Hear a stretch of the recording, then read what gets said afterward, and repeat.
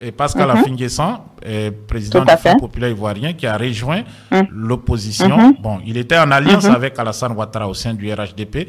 Il a décidé donc de claquer la porte du RHDP pour rejoindre l'opposition politique. À peine l'a-t-il fait que le régime lui réclame 4 milliards de francs CFA d'impôts. Donc, le siège de son parti a été fermé. Affi-N'Guessan risque donc de perdre cette maison qui doit être, je pense, de sa propriété. Donc, bon, quelle analyse vous faites déjà de cette de cet harcèlement du régime d'Alassane Dramane Ouattara? Moi, je pense que c'est une réaction de faiblesse. Ils n'ont plus rien, c'est-à-dire qu'ils n'ont plus, ils savent bien qu'ils n'ont plus de moyens d'intimider l'opposition. Et il faut que les gens sachent que le régime d'Alassane Dramane Ouattara est terminé. Ils sont fébriles, ils sont dans la peur. Et donc, ils ont dos au mur, donc ce qui fait que ils attrapent tout ce qu'ils peuvent attraper et tout ce qu'ils peuvent faire pour intimider l'opposition et les Ivoiriens. Ils le font, c'est-à-dire qu'ils sont en train de jouer leur dernière carte. Pensant que en faisant ça à Affi-N'Guessan et que les autres opposants vont s'aligner. Moi, je pense que nous sommes dans la dernière ligne droite et que nous ne devons pas baisser, comment dirais-je, les bras. Nous devons continuer à faire pression sur ce régime-là, moribond. Nous devons continuer à faire pression. Quelle que soit l'intimidation qu'ils peuvent faire, nous devons tenir. Si vous avez bien remarqué, avant, je pense que la police serait partie plutôt inquiéter Affi-N'Guessan. Tout à fait, oui. Ou faire chose. Mais aujourd'hui, je vous dis que l'opinion internationale aujourd'hui a les yeux hués donc en Côte d'Ivoire sur tout ce que Alassane Dramane Ouattara, tous les mouvements et les actions d'Alassane Dramane Ouattara vis-à-vis du peuple ivoirien et de l'opposition, y compris la CPI. Donc, c'est pour ça qu'ils cherchent maintenant d'autres moyens de pression et d'intimidation, qui est ce que vous venez d'annoncer. Mais je pense qu'il ne faut pas baisser les bras. S'il veut qu'il ferme les portes, mais il ne peut pas toucher à, comment dirais-je, au siège du PDCI. Oui, j'allais parler du siège du PDCI RDA. Est-ce que vous ne pensez pas que après donc cette action, parce que c'est manifestement un désir de désagenter les partis politiques, de les rendre souvent SDF, ils n'ont pas de siège, etc., ils n'ont pas d'argent pour fonctionner, parce que déjà il a refusé de donner les subventions que par, je peux dire par loi. L'État de Côte d'Ivoire doit verser aux partis politiques qui ont une représentation nationale, c'est-à-dire qui ont au moins des députés ou des maires, etc. Et il a refusé de verser cet argent. Le président Thiam en avait parlé à Paris au cours de sa rencontre avec la diaspora. Et là, on voit qu'il réclame, disons, il ne donne pas les subventions aux partis qui ne peuvent pas fonctionner, mais il leur réclame maintenant des impôts. Des impôts. Donc, un parti politique, ce n'est pas une entreprise qui fait du chiffre, donc qui doit payer des impôts. Sûr, on leur demande de payer des impôts sur une maison privée. Voilà, une maison peut-être qui est comme un siège qui a été offert gracieusement par quelqu'un à l'association. Donc, on leur demande de payer. Donc, pensez-vous qu'après cela, il peut s'attaquer au PDCI? Ça peut être un moyen aussi je peux dire, de freiner l'élan du PDCI RDA qui actuellement mobilise un peu partout sur toute l'étendue du territoire. On a des centaines de milliers de personnes qui se mobilisent pour dire non à la forfaiture, non en tout cas à ce qui se passe. Est-ce que Alassane Ouattara, pour être simple, va chercher à s'en prendre aussi au PDCI RDA, faire fermer son siège en réclamant des impôts astronomiques? Voilà, peut-être là on pourra parler de dizaines de milliards peut-être. Ben, je sais pas, il faudra qu'il prouve que, comment dirais-je, sais pas, vous venez de le dire, aucun parti, nous ne sommes pas c'est pas une entreprise pour pouvoir leur réclamer des impôts. Et s'il s'attaque au siège du PDCI, je pense que ça va pas freiner la mobilité. Il pourra pas le faire. Il pourra pas s'attaquer au siège du PDCI.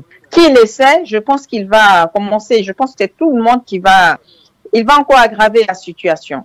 Alors donc, j'espère qu'ils ne vont pas le faire. Voilà. Mais je pense que pour l'instant, il s'en prend aux petits partis pour les intimider, pour se désolidariser du PDCI. Et c'est-à-dire, il a pris en exemple Afin Guessan.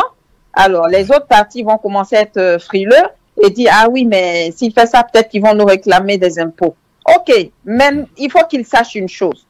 Il ne faut pas qu'ils aient peur. Nous sommes presque à la fin. Les élections, c'est octobre 2025. Nous sommes à quelques mois des élections. Il y a beaucoup de choses qui peuvent se passer. Donc, ces impôts qu'ils réclament, eux, ils n'ont qu'à commencer déjà par payer les impôts qu'ils doivent à l'État ivoirien. Qu'ils commencent déjà à rembourser toutes les richesses de la Côte d'Ivoire qu'ils ont pris depuis 15 ans, qu'ils ont pillé les ressources naturelles de la Côte d'Ivoire, les richesses naturelles de la Côte d'Ivoire, les impôts qu'ils taxent aux entreprises locales, où ça va? Ça ne va pas dans la poche d'un Ivoirien. Ça ne va pas dans les structures régaliennes du pays. Alors, où vont ces impôts-là? Ils n'ont qu'à justifier. Vous réclamez des impôts, OK, mais c'est pour quelle fin? Parce qu'ici en Europe, lorsqu'on réclame des impôts, c'est pour pouvoir réinvestir dans le social. Oui. Voilà, réinvestir dans le social, dans les tissus sociaux, ainsi de suite. Donc, eux, les impôts qu'ils réclament, ça va où? Parce que nous, c'est la question qu'on va leur poser. Donc, ils n'ont qu'à tenter de toucher au siège du PDCI. Ils vont aussi rendre compte, il faudrait qu'ils rendent compte de choses,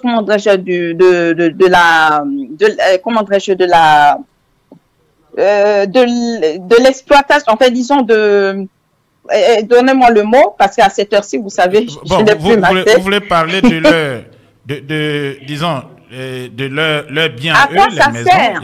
Voilà, bon, je vais couper. Des impôts, mais des impôts en général. Voilà, les impôts, oui. À quoi ça sert? C'est-à-dire, ils vont le prendre, mais à quelle fin? Vous récupérez les impôts pour le réinjecter dans quelle structure? Oui. Si c'est pour les prendre et les mettre dans votre poche, il faudrait rendre compte au peuple ivoirien. Et depuis 15 ans, les richesses de la Côte d'Ivoire que vous avez dilapidées, et aujourd'hui, comme vous êtes venu avec des baluchons en Côte d'Ivoire, et aujourd'hui vous roulez dans des Mercedes, vous allez même acheter des PQ aux États-Unis, vous allez maintenant vous soigner à l'hôpital américain, ce que vous pouvez même pas, vous faisiez pas avant. Mais avec quel argent? Avec quel argent vous faites ça? Quand on sert le pays, on ne sert pas le pays pour être riche. On sert le pays pour enrichir la population.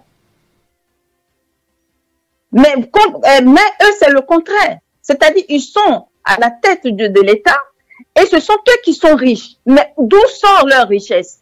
Est-ce qu'ils peuvent justifier? Puisqu'ils n'étaient pas riches. Ils n'avaient pas d'entreprise. Mais ils n'étaient pas riches. Ils sont venus avec des baluchons. Ouais. Quand Dia Camarel est venu avec un sac à dos, ouais. Ben oui. Alors, ils sont tous venus là et tout d'un coup, ils ont tous grossi. Ils ont de l'argent, mais d'où provient cet argent-là? Il faudrait qu'ils justifient ça avant de réclamer des impôts à qui que ce soit. Donc, nous allons aussi réclamer où sont passées toute l'exploitation de toutes ces richesses de la Côte d'Ivoire. Ce n'est pas allé dans la poche des Ivoiriens, alors où ils ont planqué tout cet argent. Je pense qu'il va falloir que ça soit fait. Il faudrait comment on appelle ça? Il faudrait pas qu'on se laisse faire. Il faudrait pas qu'on se laisse faire. Il va falloir aussi que nous aussi, on leur demande des comptes. Voilà. Et il faut justifier de tout ça.